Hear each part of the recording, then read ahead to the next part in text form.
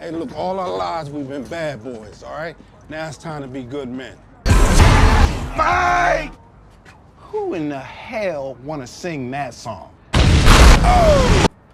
Good man, what you gonna do?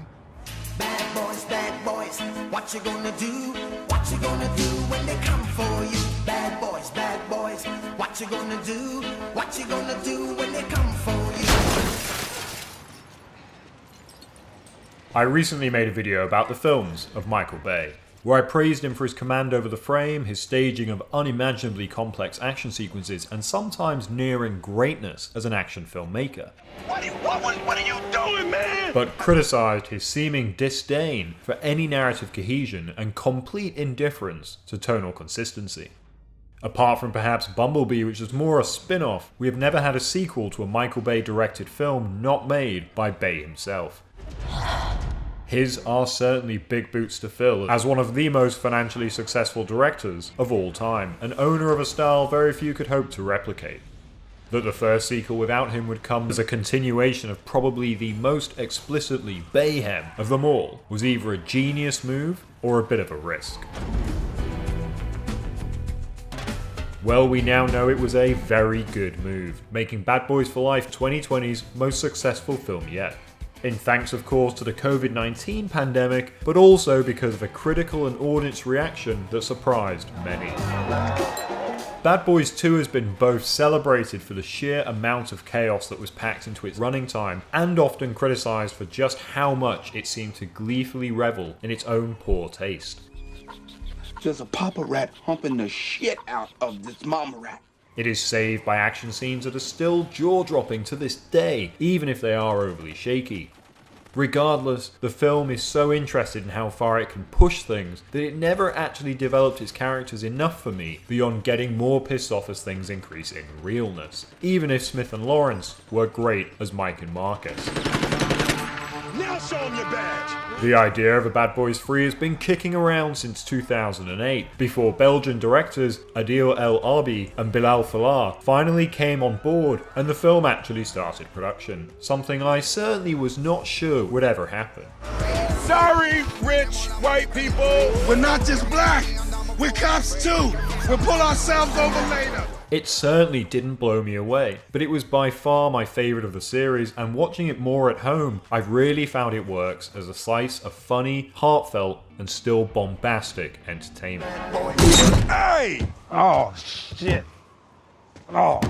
Come on, man. Be aware there will be spoilers from this point on. Let me say now that Bad Boys for Life, if you haven't seen it, isn't an amazing film. It is a shorter, more cohesive film than the bloated second, with genuine character development and the humour especially landing better for me than before. Marcus!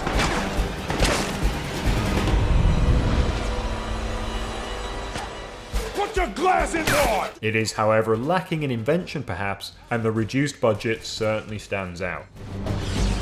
Mike!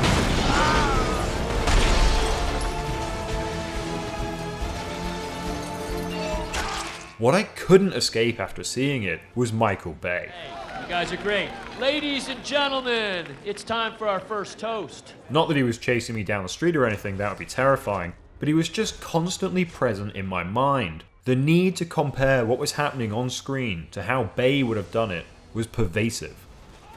Just how would Michael Bay have shot that circular stairwell action sequence that ends the film? Contact! 12 o'clock! How differently would he have filmed the women in the nightclub? And of course, does the film suffer without the undeniable personality Bay brings to his films?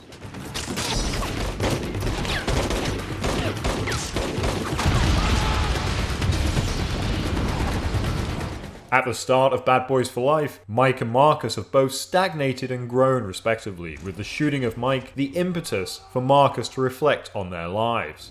If you just spare him, I swear to you, I will put no more violence in this world.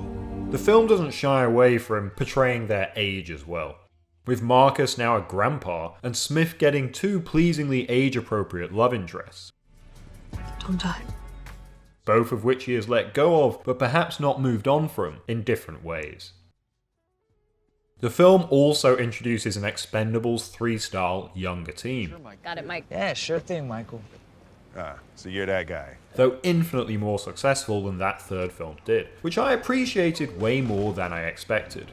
Just like that. Just like that. Just like that. Exactly like that.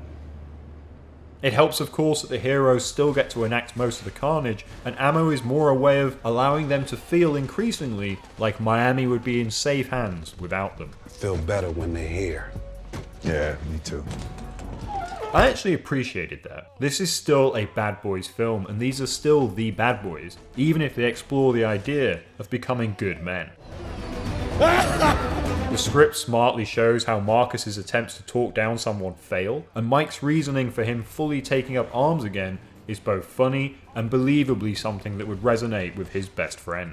Who do you think sent you that weapon? I don't know. That is God's gun. That we then return to what feels like that comic throwaway line I'm gonna penetrate this man's soul with my heart.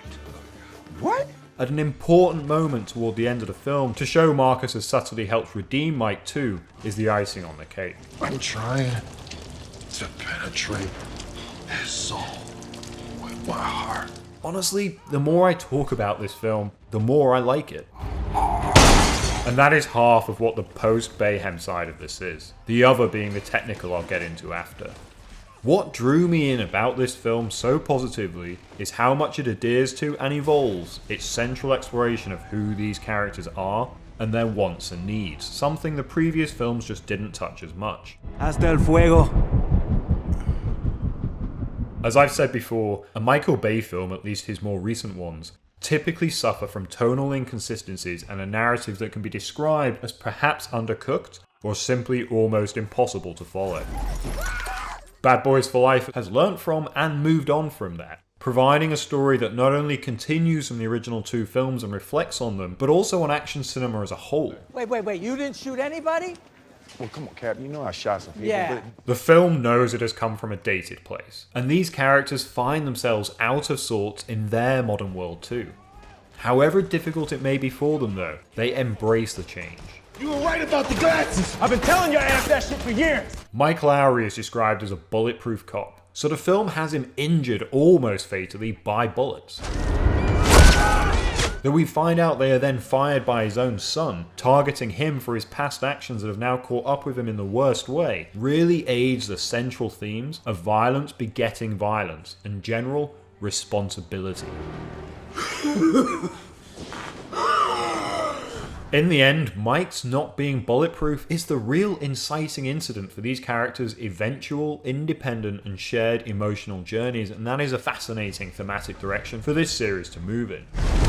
Take for example Joe Pantoliano's surprisingly affecting speech to Mike, a great analogy about horses and the direction Mike's life is heading in. Hey, where the fuck are you going? And our guy on the horse, he says, I don't know. Ask the horse. Whilst it might have felt out of place in a Bay film, Look, over there. Let's kill 3 fat people and leave them on the street. Hey, they were dead before we ran over them. here it not only feels right, but necessary. It's got us running around 100 miles an hour to the point where we can't even answer a simple question. Where are you going? The death that follows it gains far more emotional resonance then due to this father-son moment, something that Mike will then have to have paid attention to for the twist later to then gain even more resonance itself. It is impressively layered for this type of film. who are you? Ask your mother. Perhaps more obviously, the technical side of this film felt post-Bayhem as well. The kinetic, chaotic camera work and editing that is a hallmark of Bay's has been replaced with less volatile, and admittedly perhaps less inventive, action. I did miss some of the scale of the jaw-dropping practicality of Bay's work, but understood that the budget here was smaller, the actors older, and the directors less tested.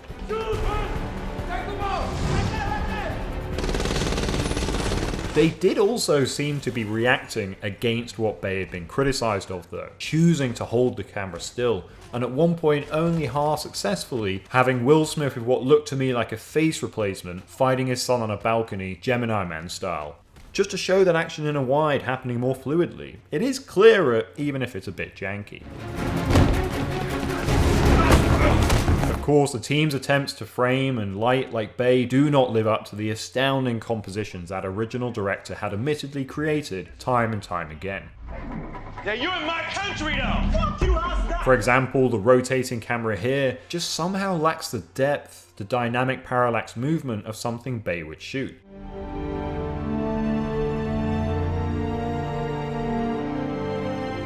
And though Miami feels more colourful this time, it does also feel less oppressive, partially due to things like lens choices, composition, and whatever else Bay would have brought to the table. These dudes is off the chain! I mean, I miss it a little bit. His excess. How could you not? His frames drip with style, and these ones approximate that well enough, but that's why they don't work as well. They are trying to approximate a style that, in the end, Bay is the absolute best at. Saying that, however, they don't ever attempt to ape his gaze, which is a good thing. So yeah, prepare to comment on how I'm a social justice warrior. I'm ready. Bay has been accused of having a very obvious, very male gaze. The way his camera lingers on women, feeling more like a Victoria's Secret commercial than an action film, may work for some, but certainly not for many. Not these days. Noting that, and how Bad Boys for Life is about how out of time these characters are, the new, different world they inhabit fictionally is thus reflected in the filmmaking. Dumbass. It is not just pandering to wokeness, as some will probably say, but instead feels like a creative choice to make an atmosphere that feels different to us, and so as well to the characters, from what we've seen previously, almost decades earlier. What the hell is he doing? The film stars some very conventionally beautiful women who are certainly not dressed down or anything. It never feels gratuitous though, or objectifying. It never feels like the director is salivating behind the camera. The film shoots the men and women in pretty much the same way. I'm sure some will lament the lack of the Bay gaze, but I honestly didn't even notice how little the women were objectively filmed till someone mentioned it to me afterward watching it for the first time. Everything was in service of the story, in service of the world feeling new and different. I felt Mike Lowry's gaze, rather than the director's. That is the way it should be. You should have worn something undercover. Happy birthday. I don't want to overpraise Bad Boys for Life. It is not a classic, but it is a great time, at least for me. It was refreshing to see a film like this reflect on its place within the greater medium it is a part of, and still make the choice to remain the kind of story it has always been. Yes! It just brings its characters into a changed world and allows them to choose how to fit into it. Go! They just feel understood, that the characters led the writing.